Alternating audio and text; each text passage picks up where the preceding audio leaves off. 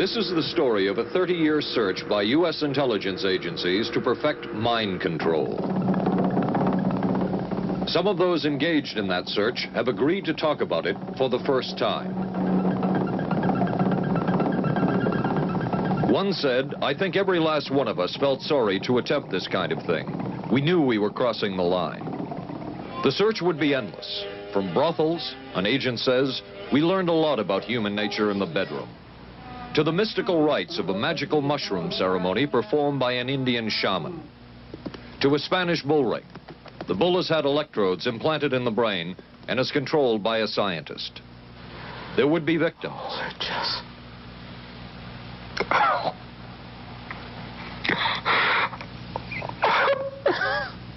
One intelligence agency tried to peel this man's mind back to reveal its deepest secrets. I'll live through it. I'll live through it. This man worked on some of these programs. He would write of his work, "It was fun, fun, fun."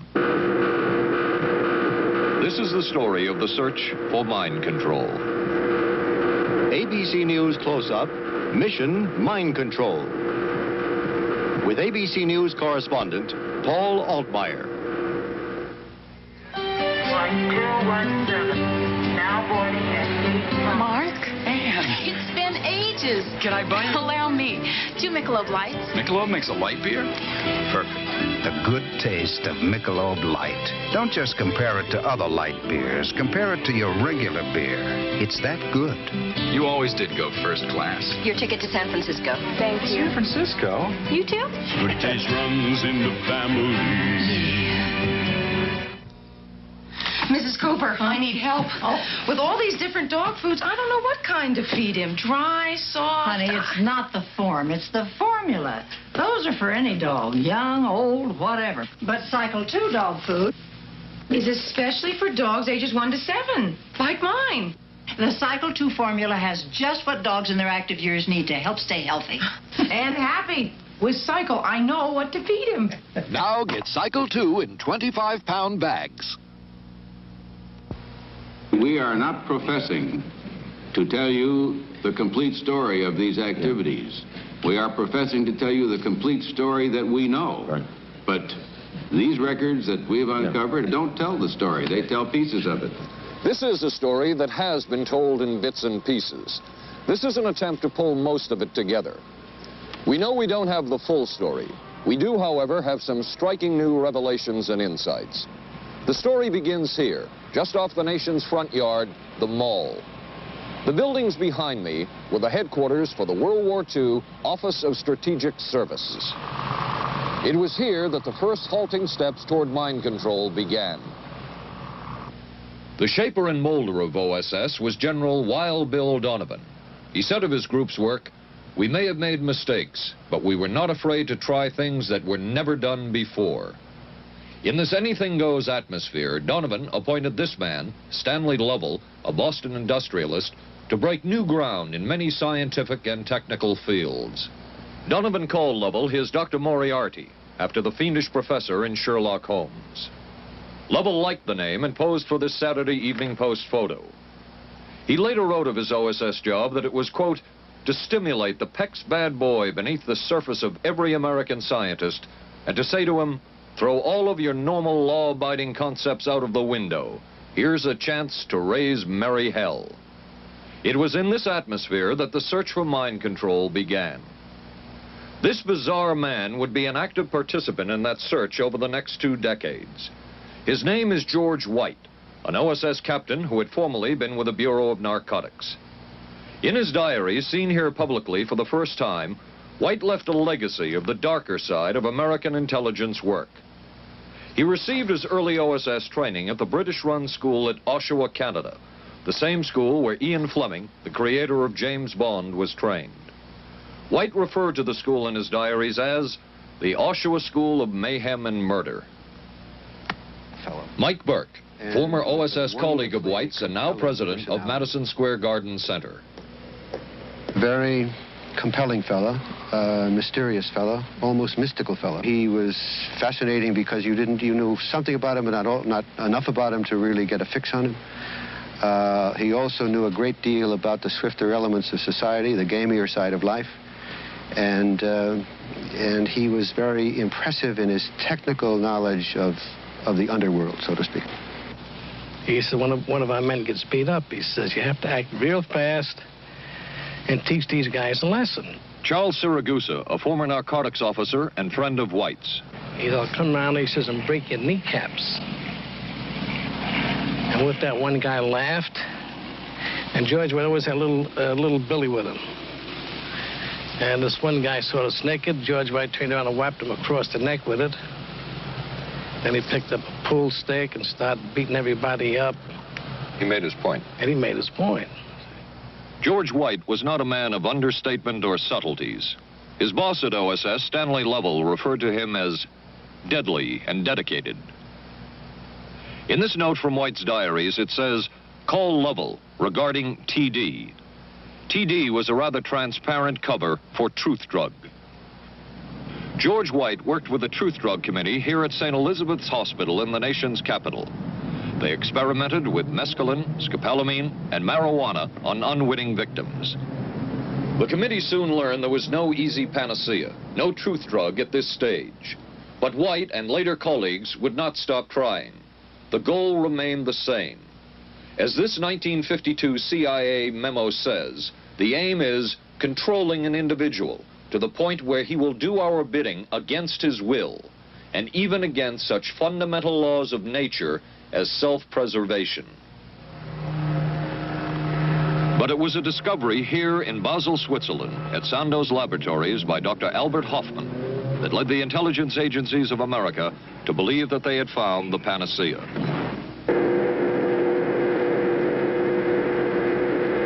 The discovery was lysergic acid diethylamide, LSD. The film that you see is considered by many experts to be the closest illustration of the effects of a hallucinogenic. It was one of the first times that anybody had run into a powerful drug that was different than anything else that they knew anything about. John Gittinger, recently retired chief psychologist for the CIA. This is the first time Gittinger has been interviewed publicly. We could disable a whole city by putting a very small amount in a water supply. After all of these years of us, those of us who were involved in looking for this secret drug, this was the only thing that began to look for the first time like it might be something like that. The CIA's interest in LSD was intense. The worry was that the Russians would get hold of it. Were the Soviets into LSD? I'm going to have to say I'm sure they were, but if you ask me to prove it, I've never seen any direct proof of it. But at one point, intelligence information received from Switzerland said that Sandoz Laboratories was about to put 100 million doses of LSD on the open market. And it caused enough concern within the agency that the United States was prepared to buy the entire supply. However, a slight mistake had been made. The mistake is made public for the first time. I just found out on a new CIA document that there were no such large quantities of LSD on the market.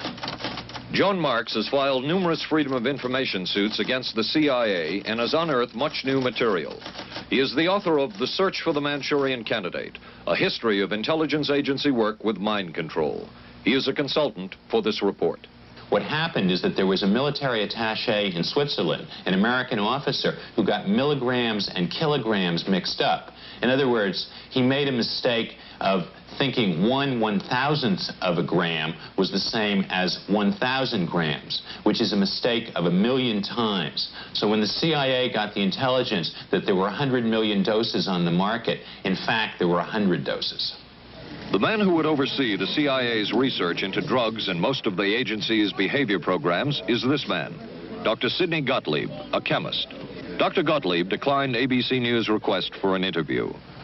In their never-ending search for the miracle weapon, CIA operatives searched here in the remote mountain areas of southern Mexico for what up to then had been considered a myth, magic mushrooms. They used this man, a part-time chemist with the CIA, to dupe this man, a vice president of a bank, and an amateur mycologist or mushroom expert to try to get to the magic mushrooms and turn them into a drug. But it would be the amateur, R. Gordon Wasson and his colleagues, who would win the race and develop the drug psilocybin from the magic mushrooms. We went into the Mazatec area, far from the highways, remote from Mexico City. There we found that rotten bagasse, as it's called, bagasso, covered with mushrooms. These mushrooms I didn't know, had never seen. They were the sacred mushrooms. Wasson would also discover and record the ancient mystical rites of the mushrooms from a local shaman or magical priestess, Maria Sabina. And we were seeing incredible sights. They would go slowly or they would go fast as I ordained. All your senses are rendered acute. We say that you see visions, you see hallucinations, but that doesn't begin to tell the story. The hallucinations are only part of it. You hear sounds, you smell things. The night was thrilling. Word of Wasson's discovery reached the CIA quickly.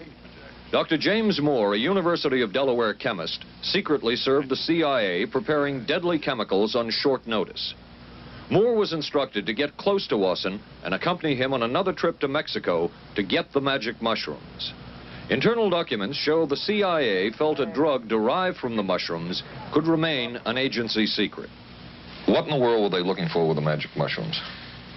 I think the best answer to that is that they were looking for fundamental information on compounds that would be capable of causing changes in behavior, changes in mental attitude. Did you ever consider what would have happened if any of these substances were given to, say, unwitting people? Oh, I don't remember having considered that specifically. What if you... I trust perhaps you've thought about it. Well, I haven't worried about it. Your question again, what would I have thought had I known that any of these substances would have been given to unwitting persons? You mean a hostile agent of another government? No, I mean that was probably one of the things they had in mind. I mean testing it out on an American citizen. I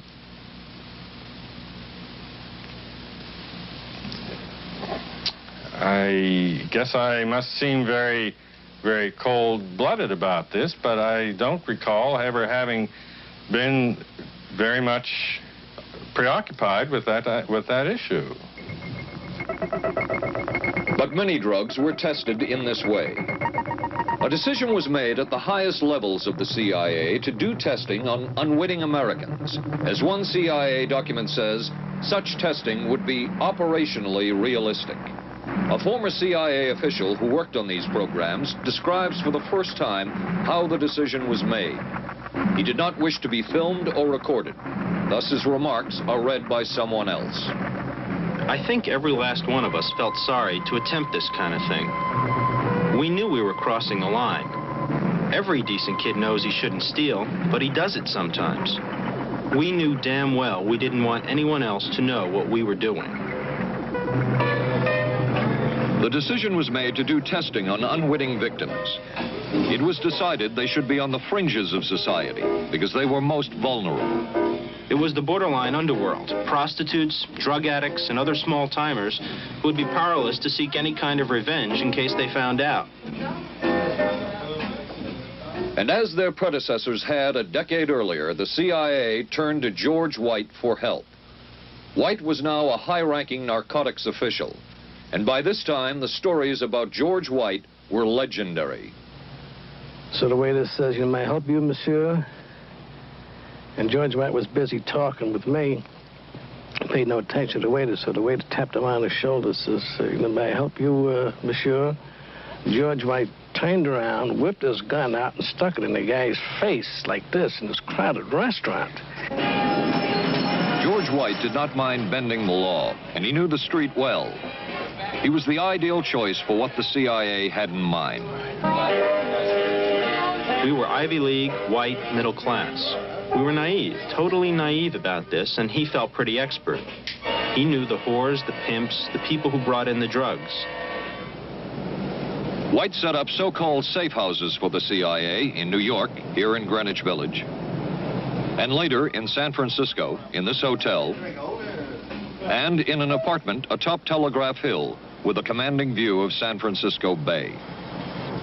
While the existence of these safe houses was disclosed last year, details of what took place within them has not been told. A former CIA official who worked in the safe houses reveals that they were used not only for drug testing, but to study sexual behavior and how it could be used to manipulate people. We did quite a study of prostitutes and their behavior. How do you take a woman who is willing to use her body to get money out of a guy to get him to talk about things which are much more important, like state secrets? We learned a lot about human nature in the bedroom. We started to pick up knowledge that could be used in operations. There would be victims in all of this, but as the agency knew, they couldn't fight back. Some entries from George White's diaries. Clarice gets horrors. Janet, sky high. As one agency memo says, we have no answer to the moral question. The safe houses were not the only testing grounds. Millions of dollars would be spent on LSD research at universities throughout the country. And word would begin to spread on campus about this so-called mind-blowing drug. And suddenly, there was the counterculture of the 60s. I give the CIA a total credit for sponsoring and initiating the entire consciousness movement, counterculture events of the 1960s. Dr. Timothy Leary, the 1960s Johnny Appleseed of LSD. The CIA funded and supported and encouraged hundreds of young psychiatrists to experiment with this drug. The fallout from that was that the young psychologists began taking it themselves, discovering that it was an intelligence-enhancing, consciousness-raising experience. I know that some of the studies in which the CIA had supported used as subjects people who later became strong proselytizers of LSD. So, in that sense, yes, I think it did sustain the perpetuation of the use of the drug. And it's rather ironic, isn't it? The counter case that I would make in relationship to that is to remember that the people who were doing the research were people who would be doing the research regardless of who was the sponsor. I don't think anybody working in that time in the remotest ever thought that it would blow up into the kind of thing that it did.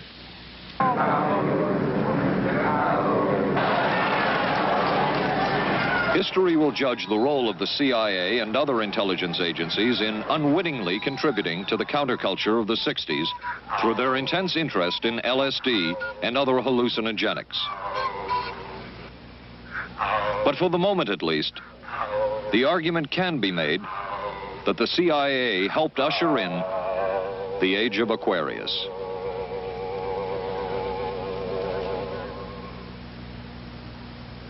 ABC News Close-Up will continue in a moment. Being careful about my body doesn't just mean major things like regular breast exams. I'm even careful about pain relievers. Plain aspirin sometimes upset my stomach, so I use Bufferin. It adds protection. I'm careful about what goes into my body. Bufferin gives me an added relief action I want. Tylenol doesn't. Only one leading tablet has both an added relief action in many cases that Tylenol never provides, and protection ingredients, Bufferin. Now I'm careful to get both with Bufferin. Your sink trap's clogged with grease. Use Crystal Drano. I'll pour in liquid plumber. Don't. It may not work on that grease clog. No? Crystal Drano will. Look, liquid plumber's quiet. It's not melting that grease. But Drano is. It broke through. Will Drano hurt metal pipes? No. So liquid plumber didn't break that grease clog. I'm switching to Drano. To make clogs go, better use Drano. Saturday, live on ABC. The Forest Hills Men's Invitational from the legendary West Side Tennis Club. Then live, third round coverage of the most prestigious ladies golf event. Hollis Stacey goes for her third straight U.S. Women's Open title. And red-hot Nancy Lopez shoots for her elusive first Open victory. And on ABC's Wide World of Sports, rodeo excitement from the Wild West, plus high speeds, high thrills, hydroplane action, championship tennis, golf, and ABC's Wide World of Sports, Saturday.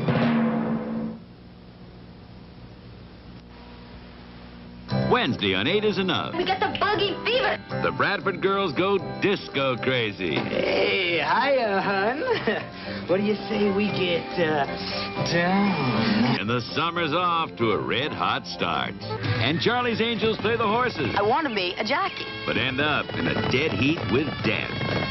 Then, the ghost of Jack the Ripper haunts the back streets of Vegas. Tomorrow, starting at 8, 7 Central and Mountain on ABC. Covering a span of history such as we are in this report, one can get sidetracked by the so-called glamour and mystery of espionage work or by the exotic qualities of some drugs. But what you can't lose sight of is what all of this would mean in terms of individual human beings. There would be deaths, there would be long-lasting and harmful effects. The best-known case is that of this man, Frank Olson, a chemist employed by the Army Chemical Corps, who in 1953 was slipped LSD unknowingly at a meeting with CIA officials. Shortly after that, Olson went into severe depression. He ended his life at this New York hotel by diving through a shaded closed window in his 10th floor room. Frank Olson was the first known fatality in the CIA's LSD program. Olson left behind a widow, Alice, and 3 children, but it would be years before they learned the real story of his death. Shortly after his suicide, Alice Olson was visited by Dr. Sidney Gottlieb, the man who had administered the drug, and by Robert Lashbrook, his deputy, who was the last person with Frank Olson the night of his death. It was probably to check me out and see whether I was handling myself and handling the situation, whether I was hysterical. And I'm sure they left the house feeling ever so much better because I had been gracious and hospitable to them, so that I must have played right into their hand and made them feel fine. 23 years later, how did you feel about that meeting? My anger was unbelievable at how I had been duped for this length of time, and the anguish which was unnecessary. Anyone who knew during all of those years never told Alice Olson the real story of her husband's death. She would discover it by accident more than 2 decades later. In essence, it was a 22-year-long cover-up. Lyman Kirkpatrick was Inspector General of the CIA at the time of Frank Olson's death. But had not the Olson case occurred within the secret confines of the CIA, would not this case have been a prosecutable case? Perhaps manslaughter? I would think definitely prosecutable, and certainly from the point of view of of Mr. Olson, why it should probably have been actionable. Frank Olson's suicide slowed down the CIA's testing of LSD and other drugs, but only momentarily. The CIA was not the only government agency interested in the possibilities LSD and other drugs presented for mind control. The Army Chemical Corps first started working with the CIA and then branched off on its own. It too tested drugs on unwitting victims, and a death would result. The case of this man, Harold Blower, a tennis pro, seen here with his daughter Elizabeth, is well known. In 1953, Blower was a private patient at the New York State Psychiatric Institute. He was given 5 injections of a mescaline derivative that was being tested secretly for the Army Chemical Corps. With the 5th injection, Harold Blower died. As with the Olson case, a 22-year cover-up followed, until finally the Army admitted the real details of Blower's death. Since the initial news stories of Harold Blower's death, close to 5,000 documents, previously classified, have been released by the Army and obtained by ABC News. They provide valuable insight into Army activities at the time of Blower's death and where the Army went from there with their own drug testing program. From a previously classified deposition of Dr. James Cattell, who administered the mescaline derivative, on the purpose of the drug testing, to produce symptoms similar to those that you see in schizophrenia. on how much the patient knew about all this. We didn't delineate all the possibilities of what might happen because then you contaminate your experiment. Cattell then relates that he never even knew what drug he had given Harold Blauer because of the secrecy of the Army experiments. We didn't know whether it was dog piss. This was secret. This was a secret. We weren't in on it. We asked Blauer's daughter Elizabeth for her reaction. What? How can anybody react to that? I mean, that is so far from what you'd expect from a human being, never mind a doctor, never mind a professional specialist who's supposed to care about people's minds. It's unbelievable. A suit filed by Elizabeth Barrett against the Army Chemical Corps is now pending in federal court. Other Army experiments continued on mental patients around the country. Work done at the Tulane Medical Center in New Orleans involved several drugs, hallucinogenics, and electrodes implanted in the brain. The chief researcher was Dr. Russell Monroe, now head of the psychiatry department at the University of Maryland. These are various progress reports written by Dr. Monroe and recently obtained by ABC News. From one of the progress reports, a report of a woman who had electrodes implanted in the brain and was then given LSD and other drugs. She became agitated, cried, lapsed into a trance-like state.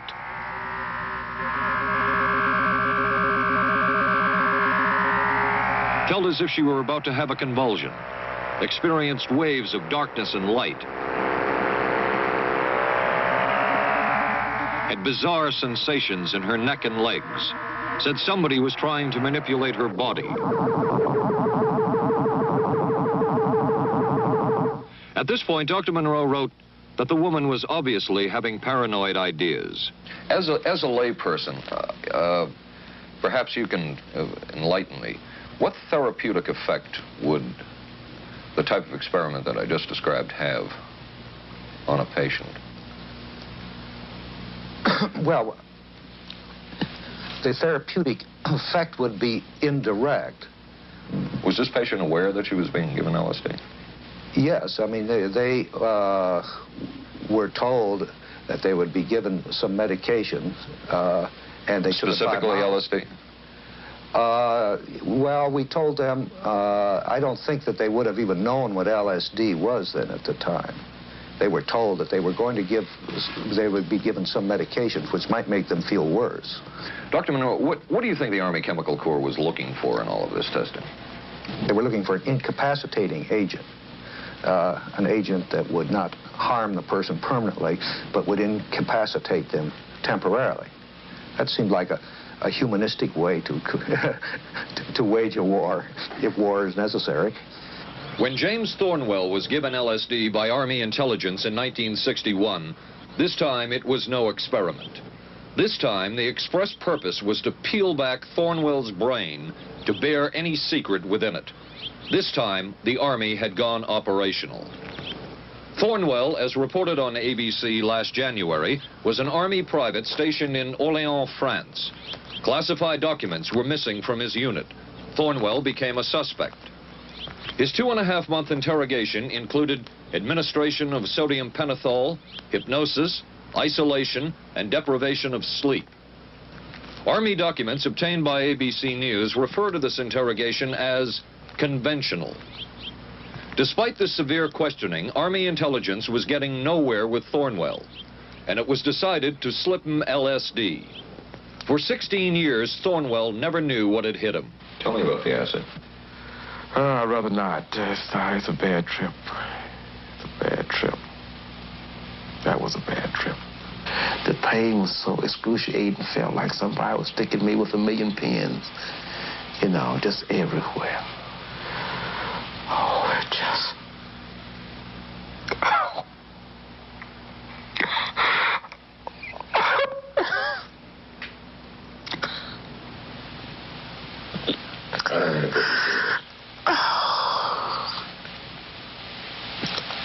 You want to stop for a minute?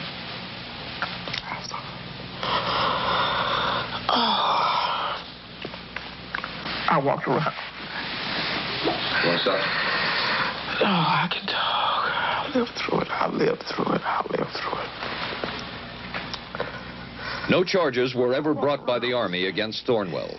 He was discharged for psychological disorders. But an Army psychiatric evaluation of Thornwell obtained by ABC News, one which was done prior to Thornwell having been given LSD, says of him, fairly cooperative, oriented, alert, and gave no evidence of psychosis or depression. From the Army's point of view, this type of LSD interrogation was a success. Other documents refer to the exploitability of interrogation subjects, cracking them, keeping them off balance mentally, and providing an economical, speedy, and productive aid to interrogation. From James Thornwell's point of view, it was no success. Thornwell still has serious problems. He's run through 2 marriages. He maintains he can't hold a job, can't concentrate, has nightmares, and feels socially and emotionally isolated. Last fall, Thornwell filed suit against the government in federal court. In a moment, we will examine the closest experimentation to brainwashing that we have uncovered.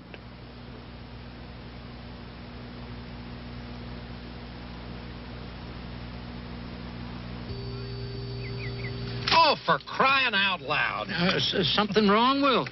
You pick up a paper these days, you learn life isn't as simple as it used to be, and neither's food. Is that why you eat grape nut cereal? Yep, you couldn't ask for a simpler cereal. Wheat and barley, vitamins added, no preservatives. Sure looks simple. It's got a natural nutty taste. What's good for breakfast, guys? How about something nice and simple? Grape nuts, the simple cereal.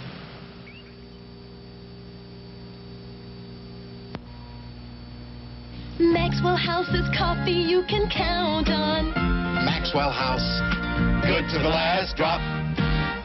Maxwell House is good every time. Maxwell House is good coffee. Good to the last drop. Maxwell House. Maxwell House, coffee you can count on. Always smells good, always tastes good. Always good to the last drop. Maxwell House is good news. Good to the last drop. Maxwell House. ABC News Close-Up will continue in a moment. Special baseball. The Yankees take on the Angels Friday night on ABC.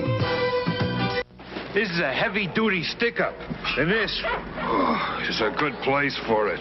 New heavy-duty stick-ups from Airwick for small places with big odors.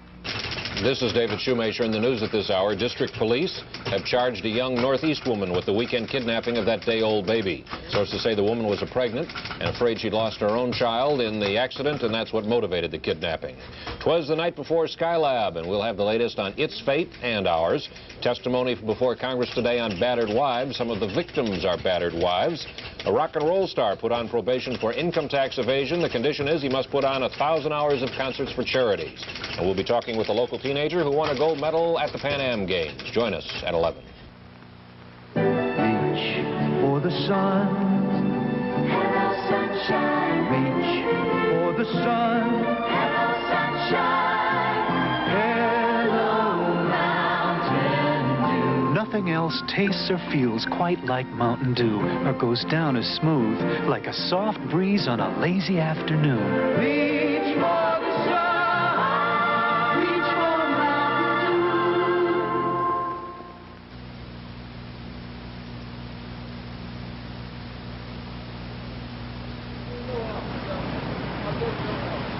By far, the most chilling experiments we have uncovered took place at this Gothic estate called Ravenscrag, halfway up Mount Royal in Montreal. It houses the Allen Memorial Institute of Psychiatry of McGill University. It was here that the CIA funded a series of experiments, severe experiments. The work was done by the Institute's then director, Dr. Ewan Cameron. It is the closest experimentation to brainwashing yet disclosed. His work, unprecedented in psychiatry, consisted of 3 areas which he called sleep therapy, psychic driving, and the ultimate depatterning. Dr. Maurice Dongier, current head of the Allen Memorial Institute. In his psychic driving, so-called type of therapy, he would give the patient intensive electric treatment in order to make the patient regress deeply, become forgetful, and then he would attempt to implant new ideas in the mind of the patient. Now, to a layman, it would appear that Dr. Cameron was trying to take the slate and wipe it clean, the slate being the mind. In other words, brainwashing. Exactly, that's a very good comparison. Brainwashing. Yes, if you like. Val Orlico of Winnipeg, Canada, the wife of a member of the Canadian Parliament, was a patient of Dr. Cameron's. She entered the Allen Memorial Institute because of severe depression. She describes for the first time publicly the LSD therapy and psychic driving treatment that she was given by Dr. Cameron. And then the drug began to take hold very rapidly because it was an IV injection. And things became very furry and very frightening, and had a lot of sensations that it's very difficult to recall. Nobody explained it to me. Nobody ever asked me if I was willing to do it or anything. He had this feeling that he would be able to get through the resistance of illness and to reach deep changes very quickly. Did he? I don't think that when you look at that in retrospect, the hopes that he had have been in any way fulfilled. But Cameron would plunge on. The next step was what he called psychic driving. This involved almost endless tape-recorded messages and more drugs for the patient. Cameron wrote that this was the way to make direct controlled changes in personality. I thought this was the coldest and most impersonal treatment that anybody could give to anybody in the world. And I became more and more despondent and more angry. I just became so despondent that I thought I can't live like this any longer. And I thought I would just go out and throw myself underneath the cars on McGregor. I stood on the curb of that street and I stood there and I thought, okay, go. Okay, go. And then I thought, what if you're not killed? What if you're just maimed? What if you don't die and you live and you can't even talk anymore? And I couldn't do it. The most severe technique Cameron used was de-patterning. He described it as breaking up the existing patterns of behavior by means of intensive electroshock therapy with prolonged periods of sleep. He carried out these experiments in something he called the sleep rooms. People in there were like babies. They cried and they were very disoriented.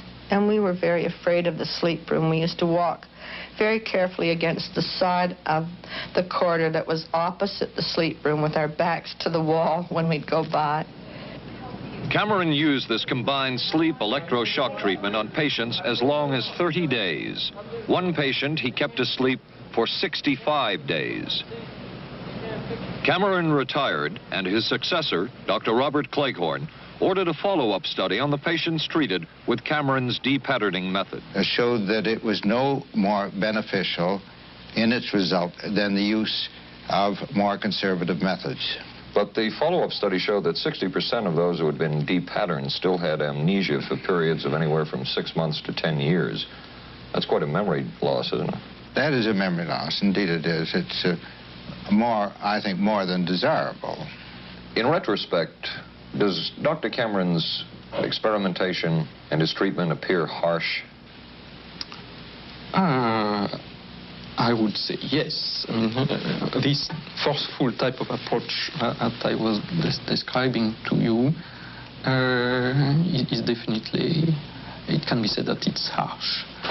I wouldn't call it harsh. I would say it was harder on the staff than it was on the patients, because these people had to be fed and they had to be cared for and they had to be given sufficient fluid and food and toileted and so on and so forth. It was a very difficult thing for the staff to follow these patients properly and see that they did well. Well, I'm glad he was concerned for the staff. But damn it all, I wouldn't. I could have maybe had a different kind of life.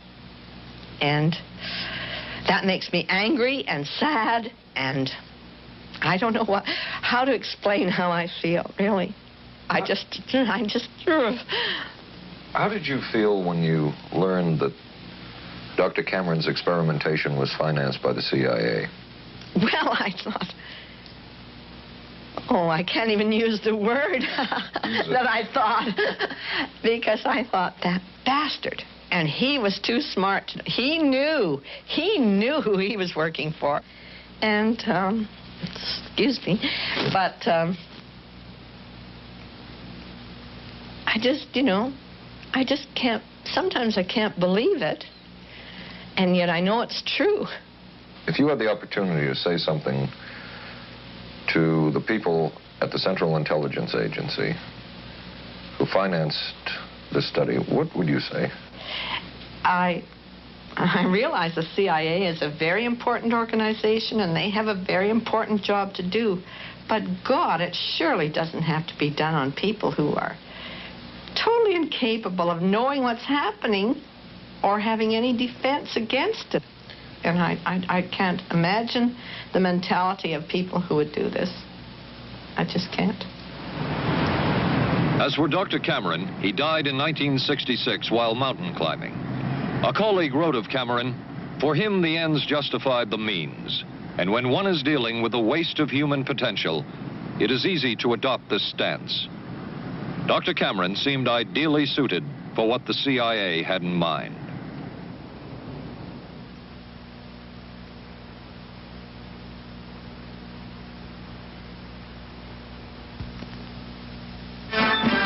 America is adapting to the shape of things to come.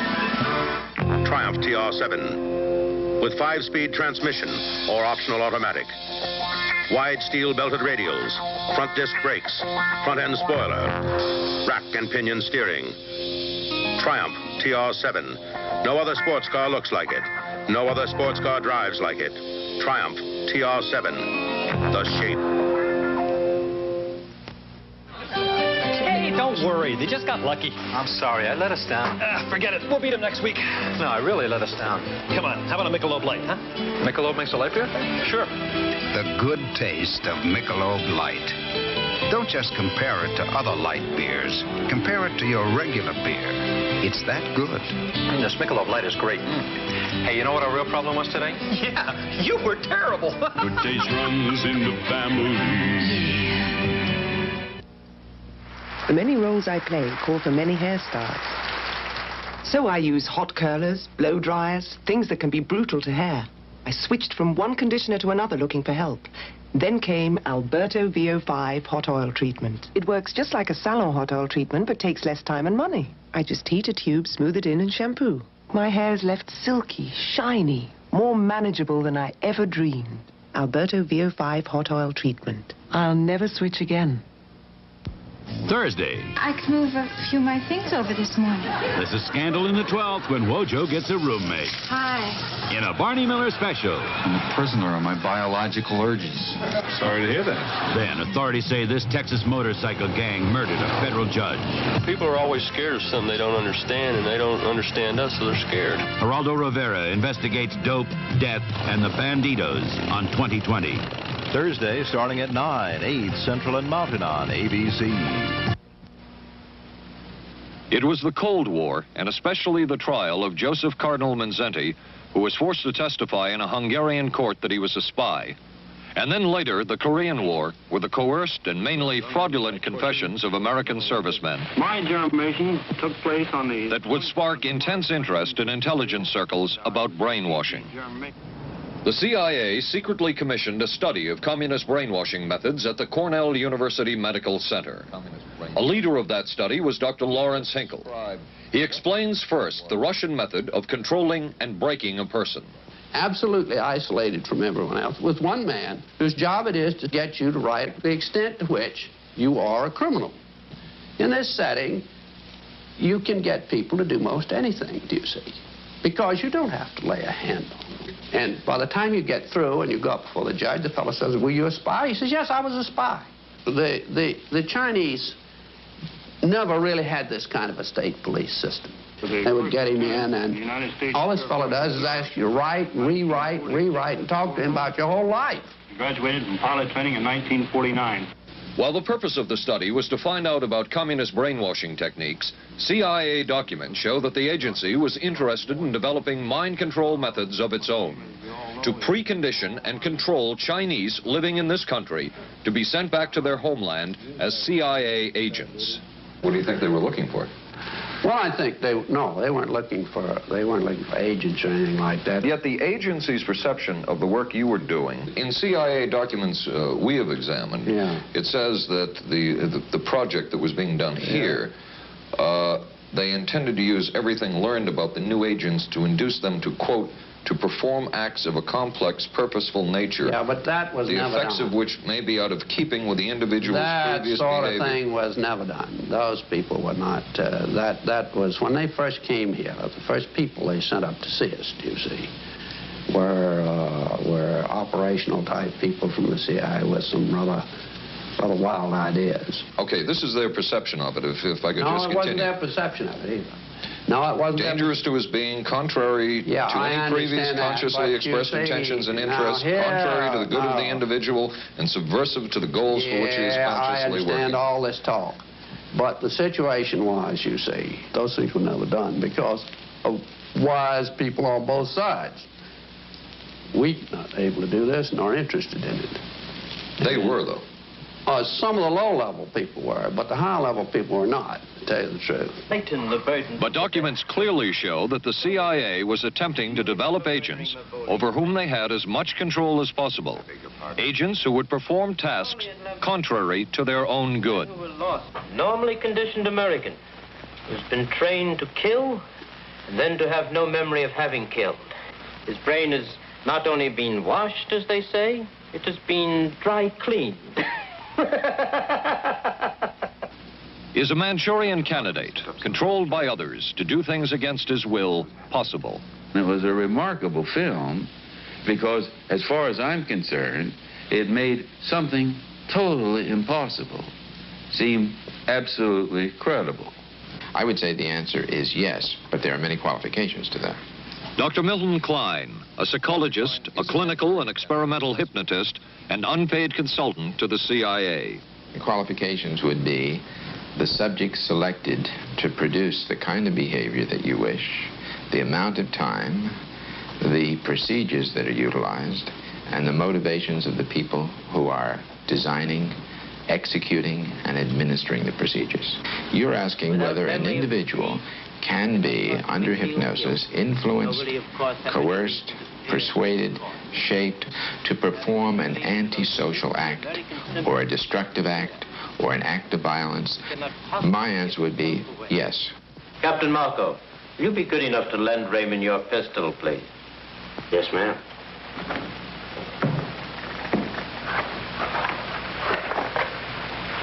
Thanks, Ben. Sure, kid. Shoot Bobby, Raymond. Through the forehead. Yes, ma'am.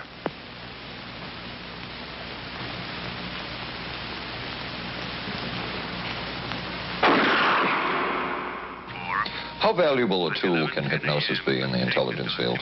None whatsoever. It has absolutely no use because nobody's ever been able to do that I know of, do it in an operationally feasible way. I'm not in any way saying that hypnosis doesn't take place. I'm not saying there's nothing to it. I would say that most government agencies concerned with intelligence operations have been looking to hypnosis as a tool for a variety of purposes, one of which is to carry out and to execute certain intelligence operations on a basis where they would not have to rely completely on some of their own emotional reactions. Actually, would that entail murder? It could, if you consider that an act of killing someone under circumstances of war is murder. I think one has to define what that means. Under circumstances of peace? Under circumstances of peace, it would be murder. Another former CIA agent says that Fidel Castro at one time was considered as a possible target for a Manchurian candidate. Castro was naturally our discussion point. Could you get somebody gung-ho enough that they would go in and get him? But if you have 100% control of a guy, you have 100% dependency. If something happens and you haven't programmed it in, you've got a problem. So in the end, it was decided that a Manchurian candidate was not feasible. But the search for mind control continued. But could the mind be controlled? Perhaps not. But is human behavior predictable? In this area, the CIA did make a significant breakthrough. A personality assessment system designed by the agency's chief psychologist, John Gittinger. It comes close to being able to predict how humans will behave. It's really a descriptive system, an attempt to try to describe personality in a relatively systematic way so that hopefully you can get some kind of an idea to predict what the behavior between different kinds of individuals. Gittinger's system had many uses in intelligence work. One was to draw personality portraits of world leaders.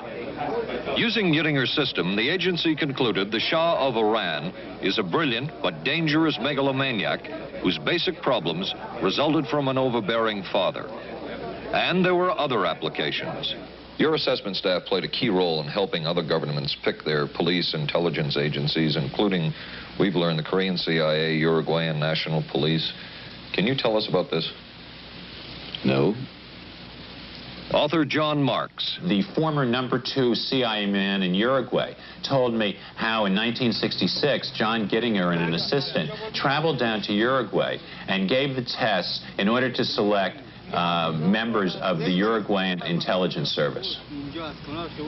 A psychologist who used to work for the CIA told me in 1961 he personally traveled to South Korea as part of an American CIA effort to set up the Korean CIA and to give the personality tests to candidates for the Korean CIA to choose the best man for their secret police. But one of the basic functions of Gittinger's system was finding the vulnerabilities of an agent, a double agent, or a potential agent. In its applicability to intelligence work, isn't the PAS system looking for a person's soft spot? Well, of course, the answer to that is yes, but I hasten to say soft spot. This is what I consider a negative word. Of the hundreds of behavioral projects undertaken by the CIA, Gittinger's appears to have been one of the more successful and more conventional. Other experiments were not as conventional. Neurophysicist Dr. Jose Delgado was financed by the Office of Naval Research. In this experiment, the bull is sedated. Electrodes are implanted in its brain. Delgado transmits an electronic impulse to the center of the bull's brain. Delgado has remote control of the animal. Recently released CIA documents refer to the feasibility of remote control of animals and that special investigations will be conducted toward the application of selected elements of these techniques to man. Other areas were examined through the 60s and 70s. Brain surgery, psychosurgery, creation of amnesia, parapsychology, manipulation of genes. Even though past and present CIA officials have indicated this kind of work ended in 1963. Whole truth, nothing but... And one of those who took part in these programs. Thank you, sir. In 1977, a Senate subcommittee heard testimony from many of them, but the testimony was not that revealing. According to one of them, they agreed amongst themselves to keep the inquiry within bounds that would satisfy the committee. Former narcotics officer Charles Siragusa says that he was asked to limit his testimony by the man he reported to at the CIA. He wanted me not to say anything. To perjure yourself. That's right. Well, either that, I'd have to perjure myself or take the Fifth Amendment. And I'm not about to take the Fifth Amendment for anybody. Okay. Former CIA chemist Robert Lashbrook testified he had no first-hand knowledge of the agency-run safe houses when, in fact, he supervised one of them. There was very little... And according to George White's diaries, was at a safe house when White conducted what he called an LSD surprise experiment. Dr. Sidney Gottlieb, whom we recently filmed near his California home, oversaw many of the CIA behavioral programs. He retired in 1973 and destroyed the records of this work. In sort of a valedictory letter, Dr. Gottlieb wrote that he and his colleagues had been able to maintain contact with the leading edge of developments in the field of biological and chemical control of human behavior. Dr. Gottlieb also testified before the Senate subcommittee, but from an anteroom where he could not be filmed because of what his lawyer termed health and cardiac problems. Dr. Gottlieb declined ABC News' request for an interview. And what of George White, the man who helped the agency in so many of its programs? He would retire here to Stinson Beach, California. And shortly before his death, he wrote to his boss at the CIA, Dr. Sidney Gottlieb, and summed up his career by saying, "It was fun, fun, fun. Where else could a red-blooded American boy lie, kill, and cheat, steal, deceive, rape, and pillage with the sanction and blessing of the All-Highest?" Has mind control been achieved? From all of the available evidence, it appears doubtful. The human will has prevailed up to this point. But as we have seen, work is continuing in this field, work that we still don't know very much about. How deeply are the Russians and other dictatorships into all of this? We really can't say, and the CIA is reluctant to give out information about it. But the basic question remains, what place does all of this have within a democracy? One final point should be made. As one of the persons who worked on these programs told us, we are very capable, conscientious, and very dedicated scientists working for our country. Their work speaks for itself. This is Paul Altmaier for ABC News. Good night. Here's a great idea. Potato peeler? Nope. Hair curler. It's Vanish Bowl Freshener. Freshness in a snap. Snap it under the rim and it freshens 2 ways. It's always there to freshen. Then when water hits it, extra deodorizer and detergents are released, working best when and where you need it. When the bowl's fresh, the bathroom's fresher. Snappy idea. Vanish Bowl Freshener. Vanish for a cleaner bowl and a fresher bathroom.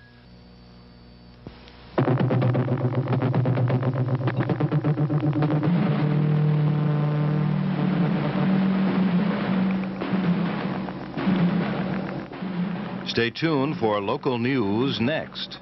Then live from the Johnson Space Center in Houston, ABC News will track the approach of Skylab as it nears re-entry.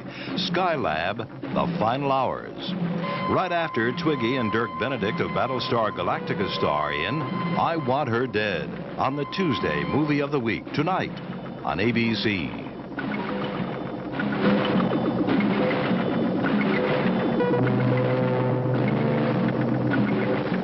This has been a presentation of ABC News.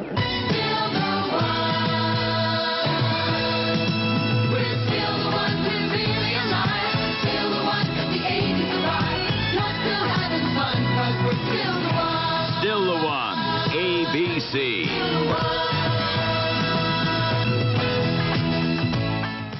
Skylab nears its final orbit. An arrest in the kidnapping of that newborn baby. A rock star sentenced for income tax evasion, and a local gymnast talks about her winning performance in San Juan. News 7 is next. We were concerned about our monthly electric bills, so we called Pepco for help. They sent us this EnergyWise home audit. Just take a few simple measurements and answer the questions. Then mail them back to Pepco. Then Pepco will, free of charge, analyze your home's energy use and send you back a list of recommended changes to help you save money on your bills. Write today for Pepco's EnergyWise home audit.